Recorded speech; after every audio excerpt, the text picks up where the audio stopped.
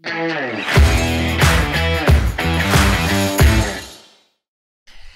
personnage que j'ai choisi, c'est Rabbi Meir Balanès. Meir, c'est un nom très commun dans le peuple juif, Baruch Hashem. C'est d'ailleurs l'un de mes noms. Et c'est un personnage magnifique, l'un des 5 élèves de Rabbi Akiva. Rabbi Akiva, au sortir des 24 000 élèves qu'il a perdus, reprend toutes ses forces, Enshumi Ushba Olam Klal, comme le dit Rabbeinu Akadosh Rabbi Nachman. Il ne désespère pas et repart de zéro dans le sud d'Israël avec 5 nouvelles élèves. Rabbi Shimon, Rabbi Yossi, Rabbi Elazar, Rabbi Meir. Les 5 élèves sont des érudits en Torah évidemment, mais surtout, enfin, pour l'instant ils le sont pas encore vraiment, mais ils vont le devenir grâce à Rabbi Akiva. Mais surtout, ce sont des hommes d'une pureté d'âme extraordinaire. Rabbi Meir évidemment n'en démord pas. C'est aussi l'un des très très grands de la génération. Et il va avoir des épreuves à n'en plus finir dans sa vie. Mais pourtant, à chaque épreuve qu'il va avoir, il va savoir répondre à l'épreuve. Comment? Grâce à la lumière de son nom. Meir, ça veut dire illuminé, il illumine. Meir, ça veut dire qu'il illumine. Il y a une histoire pour laquelle il porte son nom. En vérité, selon certains, dans la Gemara, il s'appelait Néoraï, qui a aussi une consonance de lumière. Mais pourquoi est-ce que on l'a appelé Meir? Ben, la Gemara va raconter que, malheureusement, il était marié à Brouria, et malheureusement, la sœur de Brouria a été kidnappée par les Romains, et a été mise dans une maison close. Et alors qu'il était en train d'étudier comme tous les jours, Brouria vient voir son mari, il lui dit, qu'est-ce que tu es en train de faire? Tu es assis en train d'étudier? Ma sœur, elle est dans une maison close, elle a été prise par les Romains, qu'est-ce que tu fais là? Alors il lui dit, ok, je vais aller la sauver, mais sache que je peux seulement la sauver si elle n'a rien fait. Si elle a fait aucune faute. Si elle a fauté, je peux plus la sauver. Il lui dit, mais alors lève-toi, qu'est-ce que tu attends? va chercher ma sœur. Brouria, elle était très très forte. Elle avait beaucoup de les femmes des Meir en général, mais la femme de Rabbi Meir avait une grande force de caractère. Et donc, il s'en va. Et il va justement à l'endroit de la maison close qu'on lui indique où elle a été prise. Il se fait passer pour un goy, et il fait croire qu'il veut aller avec la femme. Il demande à aller avec elle particulièrement.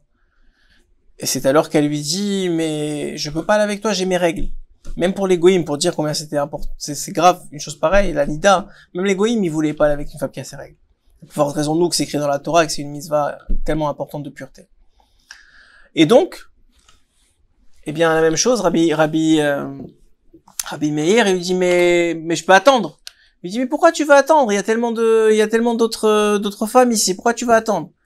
Et il sort. Il va voir le gardien de l'endroit et il lui dit, dis-moi, cette femme-là, elle a pas voulu que j'aille avec elle parce qu'elle dit qu'elle a ses règles. Est-ce qu'elle fait ça avec tout le monde? Il dit, oui, elle fait ça avec tout le monde. Tout celui qui vient, elle lui dit la même chose. Il lui dit, et depuis le début qu'elle est venue ici, elle a dit la même chose à tout le monde. Il dit, oui, il y a personne qui était avec elle. Et alors il dit, ah, si c'est comme ça, je peux la sauver. Donc il dit au gardien, regarde, j'ai une grosse somme d'argent, je te paye, et puis, si tu me laisses partir avec elle. Je dis, mais comment je vais te laisser partir avec elle? Ils vont me tuer. Ils vont apprendre que c'est moi qui t'ai laissé partir. Ils vont me tuer. Il lui dit, écoute, si tu dis, Elaha de Meir Haneni, cette phrase-là, alors sache que personne te tuera, personne ne peut faire aucun mal. Il dit, comment je sais que tu as raison? Peut-être tu me racontes des bobards, c'est pas vrai. Et là, à ce moment-là, il prend des pierres, il y avait des pierres par terre, dit la Gemara, il les jette sur des chiens féroces qui étaient devant l'endroit. Les chiens commencent à sauter sur eux, et lui, il regarde Rabbi Meir, il ne veut rien faire, il dit, Ela de Meir Haneni, et il s'arrête. Les chiens se calment comme des toutous. Il comprend que Rabbi Meir avait raison, et il les laisse partir.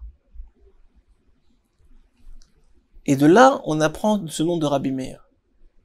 C'est quoi le lien? Ela de Meir Haneni. Tout le monde croit, il y en a même qui disent, quand ils allument une bougie, qu'ils mettent de la tzedaka, ils disent, Ela de Rabbi Meir Haneni. Mais c'est pas ça qu'il faut dire. Il faut dire Ela de Meir Haneni. Pourquoi? Parce qu'en vérité, lorsque Rabbi Meir a dit Elaha, il a donné ce secret-là, de Elaha de Meir, il parlait pas de lui. Tout le monde croit qu'il parle de lui-même. Il parle pas de lui. Elaha de Meir, c'est pas le Dieu de Meir. C'est le Dieu qui illumine. C'est quoi le Dieu qui illumine?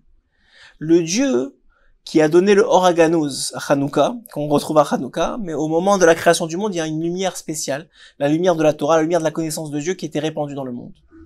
Et puis Hachem a vu que cette lumière-là allait être utilisée pour le mal par les Réchaïm.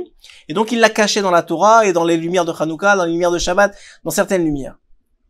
Et donc qu'est-ce qui s'est passé? Eh bien, finalement, cette lumière-là est cachée pour les yeux du commun des mortels. Mais elle est présente pour les grandes sadikim, qui peuvent voir d'un bout à l'autre du monde, qui peuvent voir des situations extraordinaires, le Baal Shem Tov et d'autres, qui sont capables de voir, grâce à cette lumière-là de la Torah, qu'ils ont reçue de la Torah, ils sont capables de voir les mondes supérieurs, ils sont capables de monter, de descendre, de faire partie de ce monde, des mondes en haut, comme Rabbeinu, comme Rabbi Nachman, comme d'autres. Donc toute l'idée, elle est qu'en vérité, il est en train de se créer. Et l'Ara des Meir, Anani, c'est le Dieu de cette lumière-là, de cette lumière qui est cachée dans le monde. Aide-moi, sauve-moi. Et en vérité, dans le nom de Meir, il y a un peu de cette lumière-là. C'est vrai qu'il parlait pas de lui, mais dans le nom de Meir, il y a un peu de cette lumière-là. Chacun qui s'appelle Meir, il a un potentiel d'illuminer les autres, soit par la joie, soit par la tzedaka, soit par le chesed, soit par l'enseignement de Torah. Il est capable d'illuminer la vie des autres. Et ça fait partie de son tikkun, de sa réparation. C'est la raison pour laquelle il est venu dans ce monde. Et voilà pourquoi j'ai choisi de vous parler de Rabbi Meir Baal HaNes et de parler du nom de Rabbi Meir.